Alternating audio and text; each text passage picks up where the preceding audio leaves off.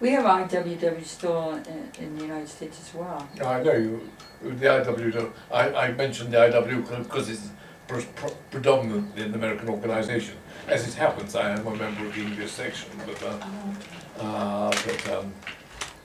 I don't consider the English branch of the IWW a significant delegates movement over here.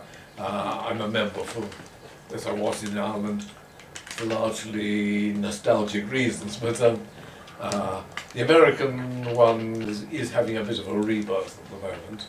Mm-hmm. In fact, such as this is meant to be watered down, and so my friends are all moving out of it rather than into it, because they're saying the IW is becoming bureaucratic. But that's everything. Well, they're saying that a lot of people who were till recently left communists, left Stalinists, have gone into it and are taking it over, and so they're to a large extent it's losing its, I think, its impact. But nevertheless, the IWW has a magnificent record in the past, certainly. Yeah, Roger's part of that. Never mind, I'll come back and get it. Get what? The battery. Battery. For this. Here. Where do you get it? No, it's okay. It'll be enough. It's 14 minutes. Okay, let me have the battery. Where's it at? Oh, no, I'll get it later. Oh, there's 14 minutes. We got plenty of these things to go.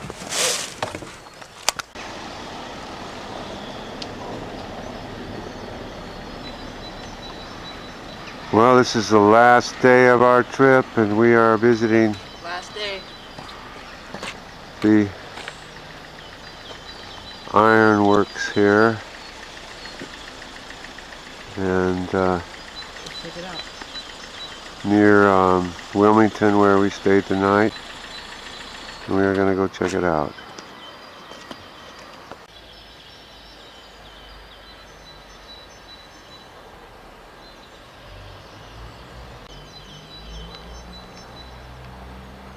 Let's pick like a couple of them. Yeah. That's it.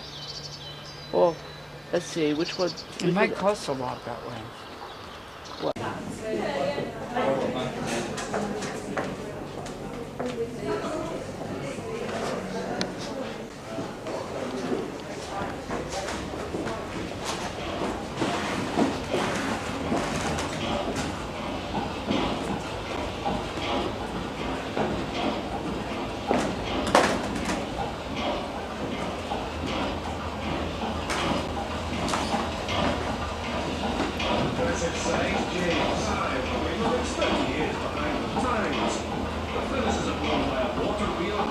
Machinery is old and clumsy.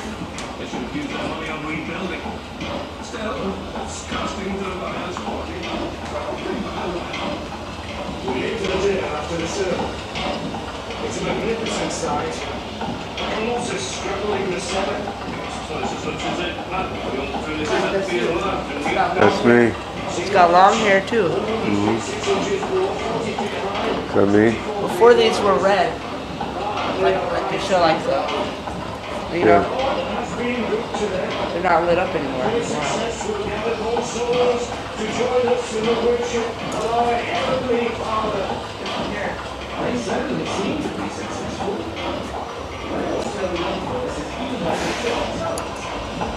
That guy looks like huh? It looks like he did not. That's great.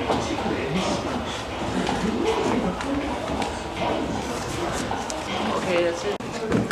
There's the recorder.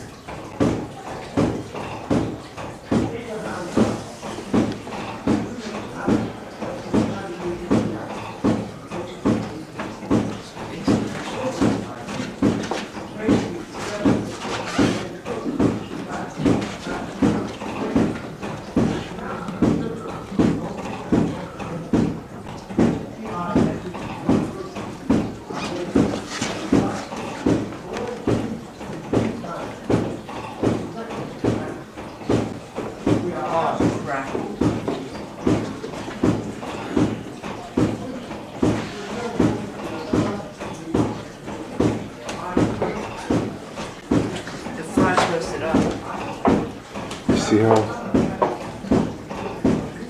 see how they, this is 3,000 years.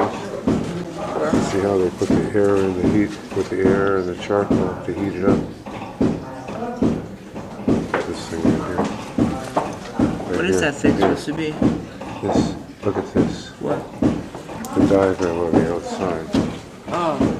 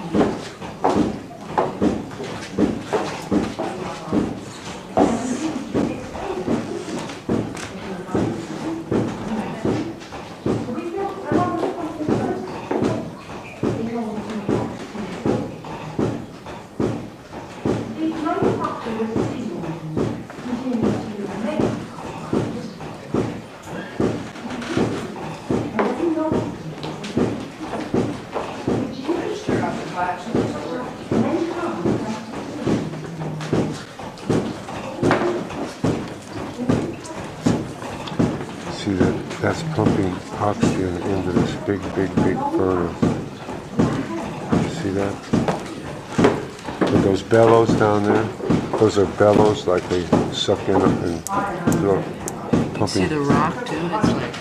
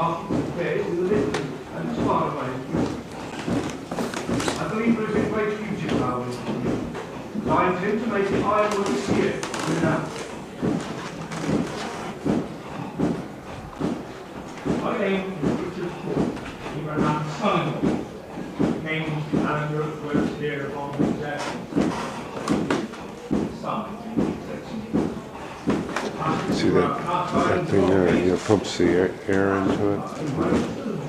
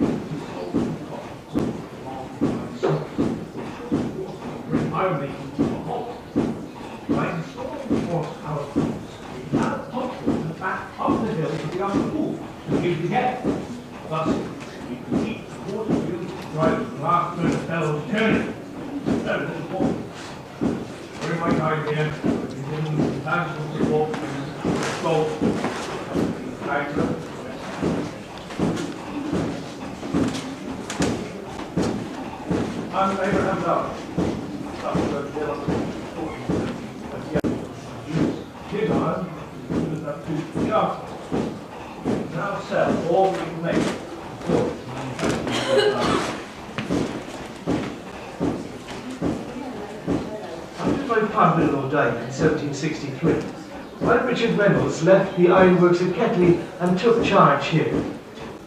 I introduced the first cast iron rails, and we have made over 20 miles of track, linking mines for encourage Thomas Cranage and his brother, foreman at the Upper Forge, to experiment with a method of wrought iron making using cheap coal instead of charcoal. If successful, this will be a great opportunity for profit. Abraham Darby. I took over the managing of the works in 1769, at the age of 18. Due to the foresight of my predecessors, trade since the 7 Years' War has remained good. In fact, we have expanded production greatly. We now produce cylinders for the Bolton and Watt engines. For this we are indebted to John Wilkinson, our neighbour, who's devised a machine for boring smoothly through the inside of the cylinders with the requisite accuracy. We ourselves have installed one of these improved steam engines, which we call the Resolution, to return water from the lower to the upper pool. My greatest joy, however, has been to supervise the building of the Iron Bridge, begun in the summer of '79 and opened on New Year's Day 1781. We had to rebuild and enlarge our old furnace to produce the huge tonnage of cast iron needed. I have further plans for expansion if time and money allow. My name is Sarah Darby. The untimely death of my brother Abraham in 1789 left his widow and I no choice but to take up the reins of the company. His son was 6 years old. My brother's ambitious projects had left the company in a difficult financial position, but we were able to make borrowings within the family. In 1797, the assets were divided between us and the Reynolds, though naturally we retained the name of the CoalBrookDale company. As major shareholders, my sisters-in-law and I feel it our duty to preserve and increase the company's assets for the sake of the truth. We've appointed Richard Dearman as manager, but all major decisions require our approval, and I maintain strict control of the books and accounts. Thus, we have paid off our debts, and indeed expanded the company, setting up our own bank and buying land. We've built a number of company houses for rent in order to attract skilled labour to the day. The manufacture of steam engines continues to be a major part of our activity here. We recently built a very novel engine for Richard Trevithick, which uses steam at a pressure many times that of the ordinary steam engine. It's very small, but very powerful. And these device engines can actually propel itself along tracks without aid from either man or beast.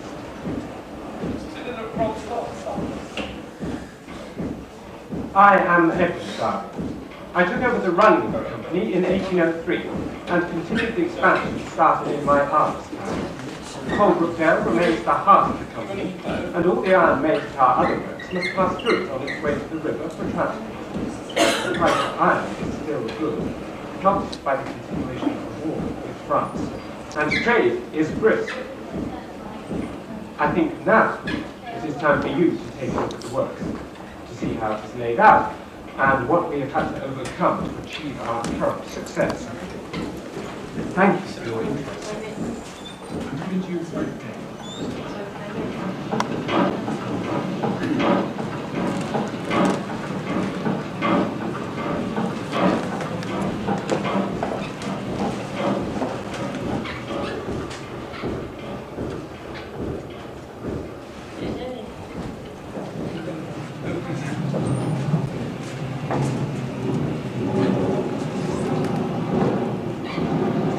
My name is Abraham Darby. I came to CoalBrookDale in 1708, drawn by the plentiful supply of iron, coal and limestone. It took 6 years to perfect my method of smelting iron using coke instead of charcoal. But its success enabled me to expand. I built a second blast furnace in 1715. We now make a variety of cast iron ware, from pots and kettles to smoothing irons and door frames. These are sold in markets and fairs and living and far away. I believe there is a great future for our industry, and I intend to make the ironworks here renowned. Try to get My name is even Richard plus Ford, regular Abraham's on son-in-law. off. I became On. manager of Okay. the works This here is at off. CoalBrookDale. Son. Blow it in there. Take it off. Right, That's all. cast iron draw piece. Okay. You do it then.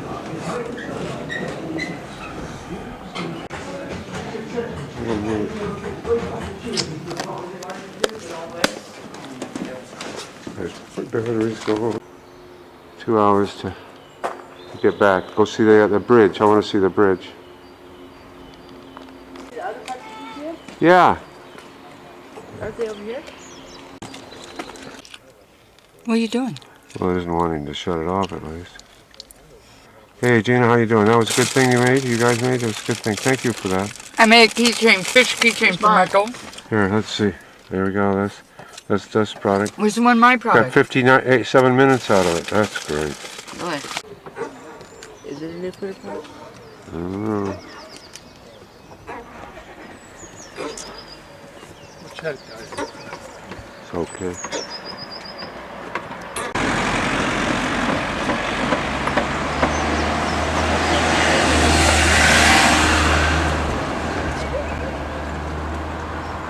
Anyway, this is the first iron bridge made like you would make it of wood, not rivets.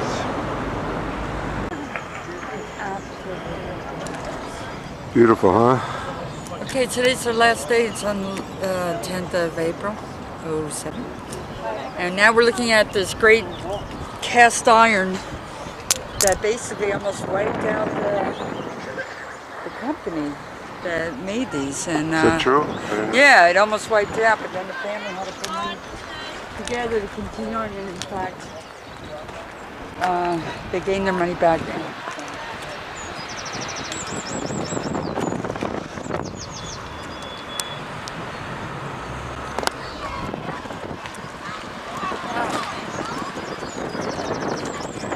So we go down underneath.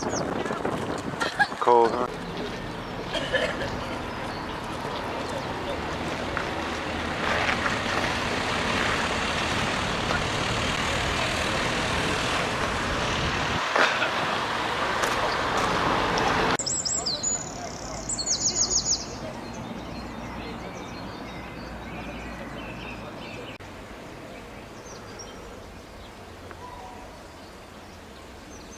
So it's big, solid pieces of iron.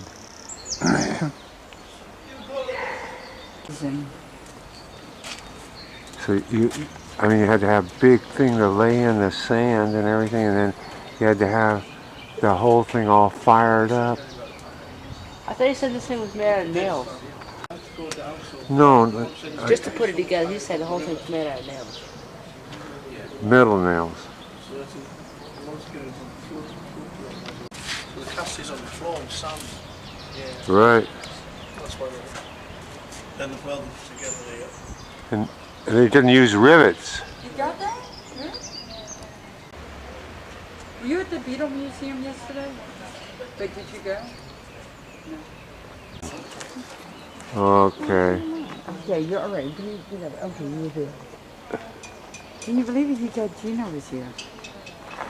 Pardon me? Somebody else named Gina. Gina that spelled their name, put their name on the cast. That was you, Gina. You did it. Oh, yeah, right. Wait till we see. I got both of you, look. Let me see. I'm just kidding with you.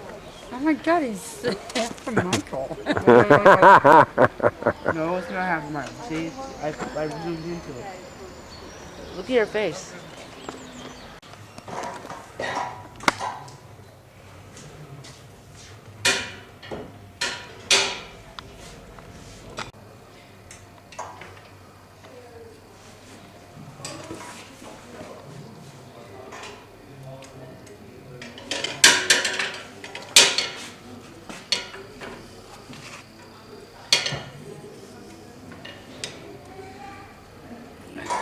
Doesn't go any further.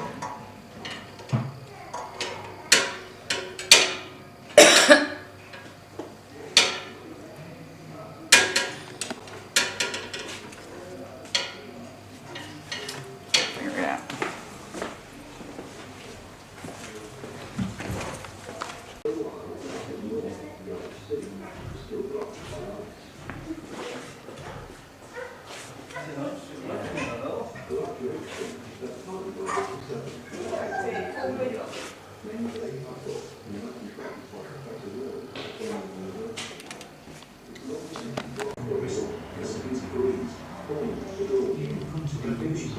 a way to make it possible. His timing was perfect, because a revolution had begun. It was a revolution of ideas, as men turned their backs on centuries-old practices and devised clever new ways of doing things. And if there was one material this industrial revolution really needed, it was iron.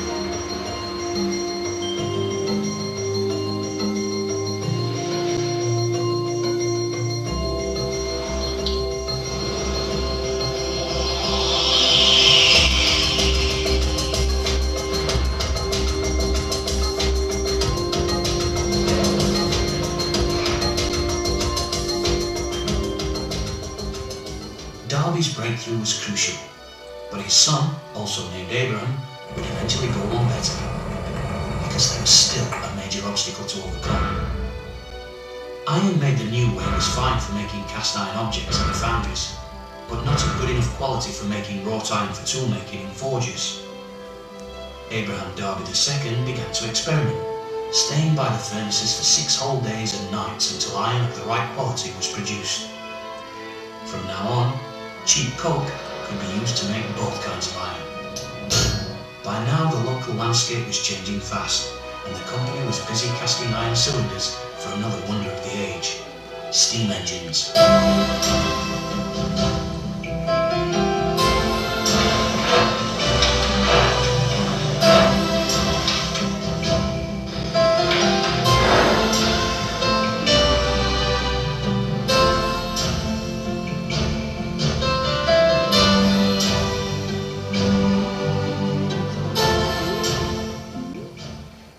1727, Abraham Darby III took over the running of the business.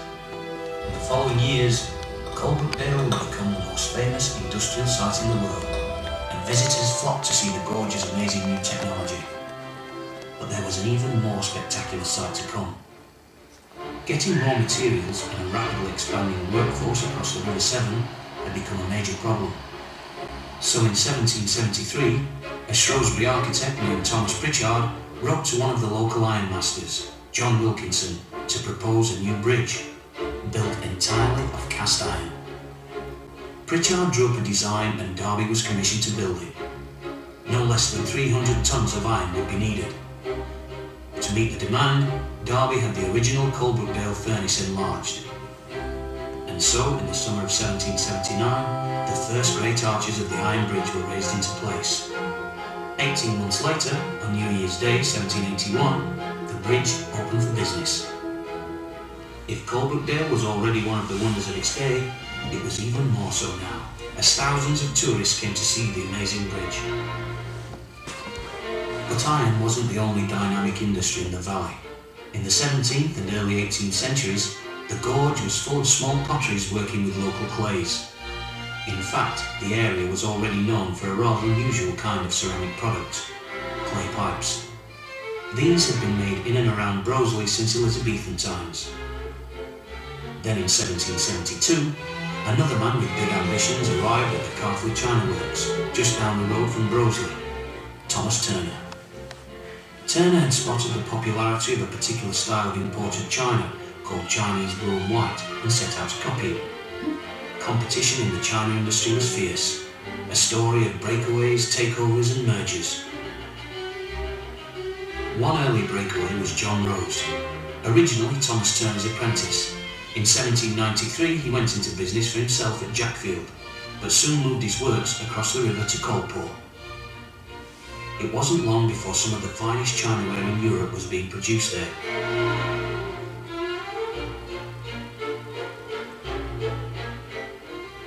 Coalport was also the scene of another amazing enterprise, driven by the remarkable character of William Reynolds.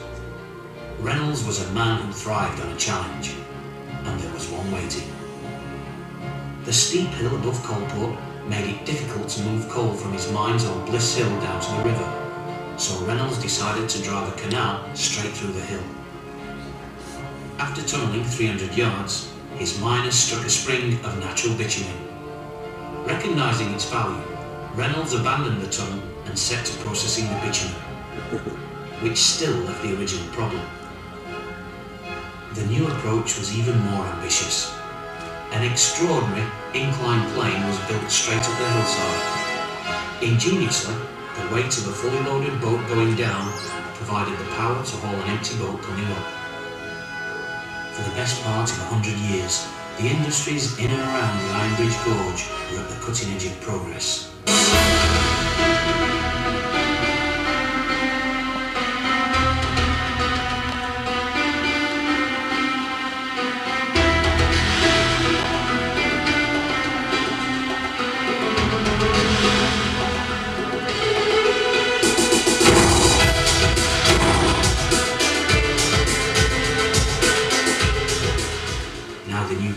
Railways were helping industry to flourish everywhere, and competition was stiff.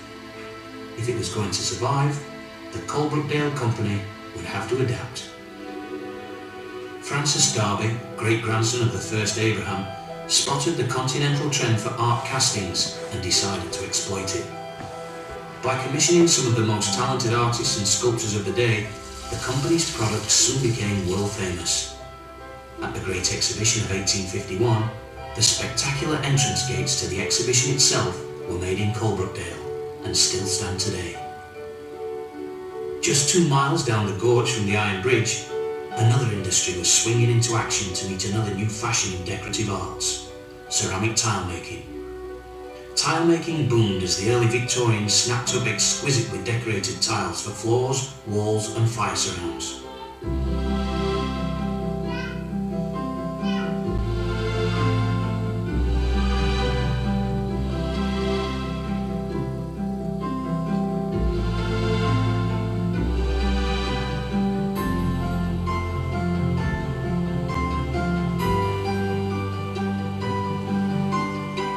In its day, the Iron Bridge Gorge attracted visitors from around the world, and it still does. Because the story of those incredible times has been brought back to life in 10 very special museums. So much so that the Iron Bridge Gorge is designated a World Heritage Site, not just for its importance to the UK, but to all humanity. Day by day, new discoveries are made about the area's remarkable past, and the work of conservation and restoration never stops. In fact, new generations make breakthroughs by the minute.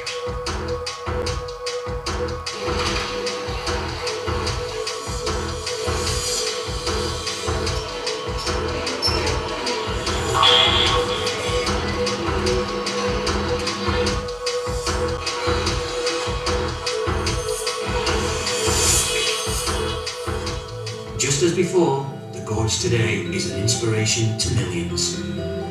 The spirit of Iron Bridge lives on.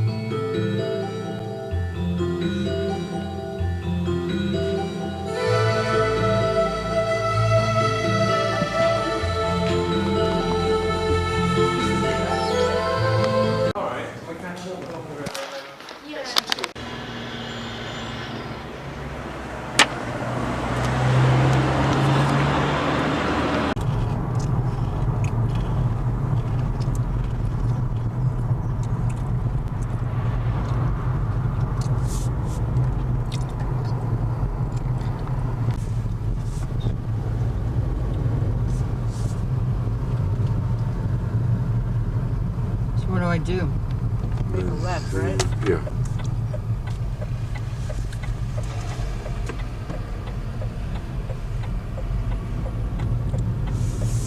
Colford. Yeah. I think this is where the museum is down here of the pottery, or Masset, what do you call it? Pottery, right?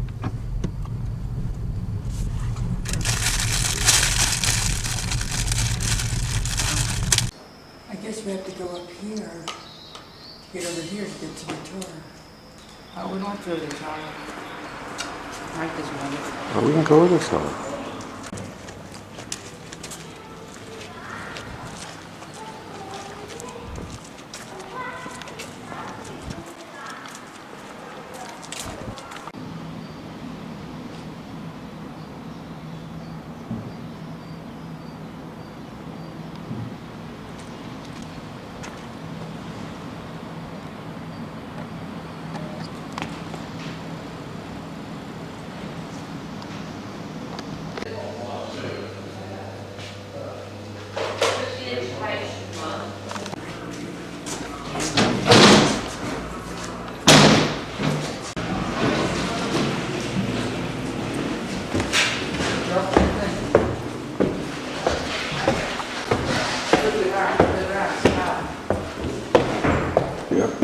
tar. All tar.